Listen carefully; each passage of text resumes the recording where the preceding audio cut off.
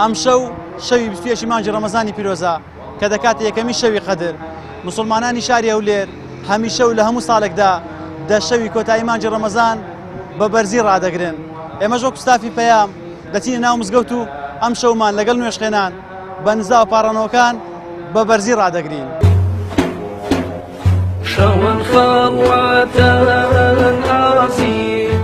هاوڵاتیان دە شەوی کۆتایی مانگی ڕەمەزانیان لە مزگەوتەکان بە نوێژ و نزا و پاڕانەوە و خوێندنی قورئانی پیرۆز بەڕێ دەکەن. مامۆستایانی ئاینیش هەمیشە ڕێنمایی هاوڵاتیان دەکەن لە دە شەوی کۆتایی مانگی ڕەمەزاندا کاروباری ڕۆتینی وەلا بنێن و شەوەکانیان تایبەت بکەن بە پەرستش و پاڕانەوە، بە تایبەت لە سەیەکی کۆتایی شەودا کاتێک بۆ مناجات و خۆ خاوینکردنەوە لە گوناهەکانیان تەرخان بکەن.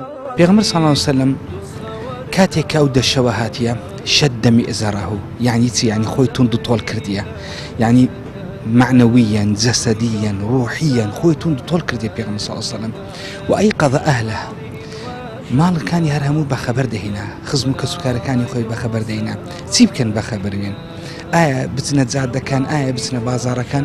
نەخێر. و ئەحیا لەیلە شەوەکانی زیندوو دەکردەوە. بەچی زیندوو دەکردەوە؟ پێغەمبەر صلی الله علیه وسلم لە مزگەوتەکان زیندوو دەکردەوە. دەتوانین شەو نوێژەکانمان، دەتوانین قیامە لەیلەکان، دەتوانین تەراویحەکان لە مزگەوت بکەین، دەتوانین ئەم چەند شەوە ئەم دە شەوەی ژیانمان بە شێوازێک ئیستیغلال بکەین، بتوانین بەهەشتی پێ بکڕینەوە. مزگەوتەکانی شاری هەولێر لە مانگی پیرۆزی ڕەمەزان و بەتایبەتر لە دە شەوی کۆتایی بە گەرم و گوڕی دەبینرێن. زۆرینەی هاوڵاتیان و نوێژخوێنان پەرستش و زیندووکردنەوەی سونەتی مانەوەی شەوی قەدر لە مزگەوت ئەنجام دەدەن.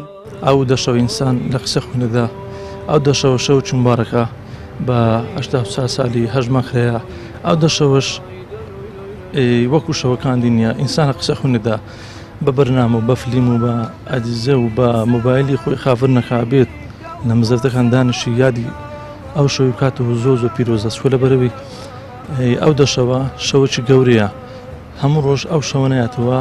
ئەو دە ڕۆژەی ئەخیری شەوانی ڕەمەزان لەیالی القەدر دەبی مسلمان بەڕاستی خۆی ئەو بکە پێغەمبەر صلی الله علیه وسلم ئەو دە ڕۆژەی ئەخیری ئیعتیکافی دەکرد لە مزگەوتان، حتا نەدەچووە ماڵی. شەوانی لەیلەت القەدری ئیحیا دەکرد بە نوێژکردن و بە قورئان خوێندن.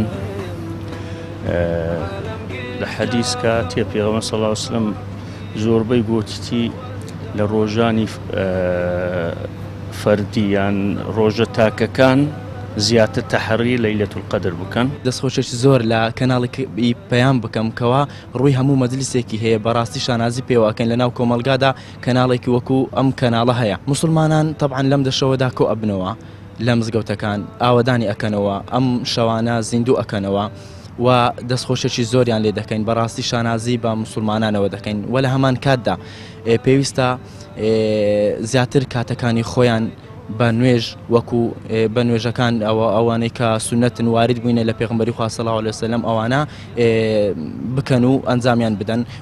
دە شەوی کۆتایی مانگی ڕەمەزان بە شەوانی قەدر ناسراوە و لەلایەن پەروەردیگار و سەروەرمان چەندین موژدەیان بە مسلمانان داوە بە جۆرێک قورئانی پیرۆز. پاداشتی عیبادەت لە شەوی قەدردا بە هاوتای 83 ساڵ عیبادەت لە کاتەکانی دیکەدا ئاژمار کردووە.